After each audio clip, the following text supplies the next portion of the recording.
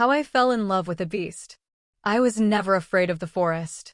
While the others in our village whispered of monsters and curses, I saw only trees older than memory and flowers blooming where no sunlight reached.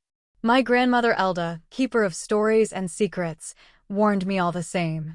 Beware the heart of the woods, child.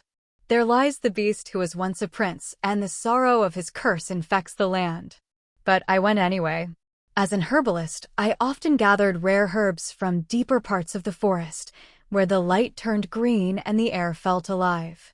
It was there I saw him for the first time, tall as two men, his form shrouded in shadow and fur, with eyes like burning amber.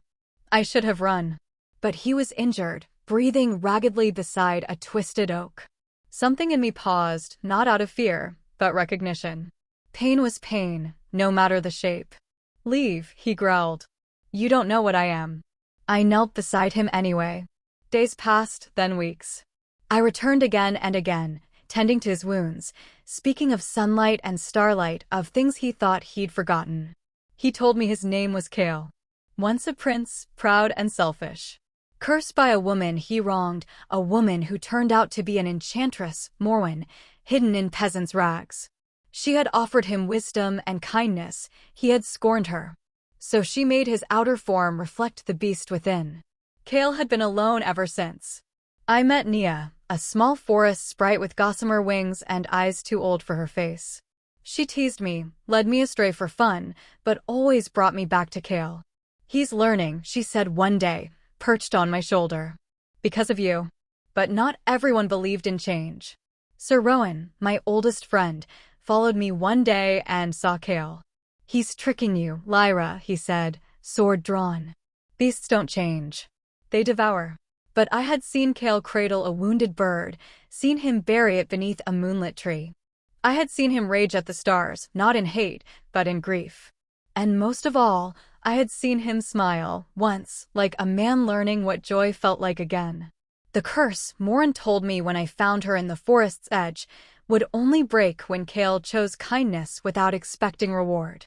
When he loved someone more than his own salvation. It happened on the night the forest burned. A fire sparked by torches and fear. Villagers came with pitchforks, Rowan leading them. I was trapped behind fallen trees, smoke rising fast. Kale found me. He could have run. He almost did. But he turned back, roaring through the flames, carrying me out on his back. Despite the fire that licked his fur and the arrows that followed, he collapsed beside the river. I wept. Not because he was dying, but because he had finally become the man I saw in him all along. And that's when the light came. The curse shattered. His monstrous form melted away like fog, and beneath it stood Kale, not a prince anymore, not quite, but a man. Scarred still, but free. Epilogue. I never wanted a fairy tale. I didn't want crowns or castles. I wanted truth, even if it came with claws and sorrow. Now I have it.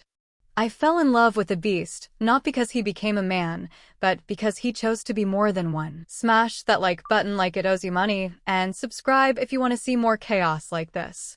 If you're still watching, you clearly don't hate me, so go ahead and subscribe.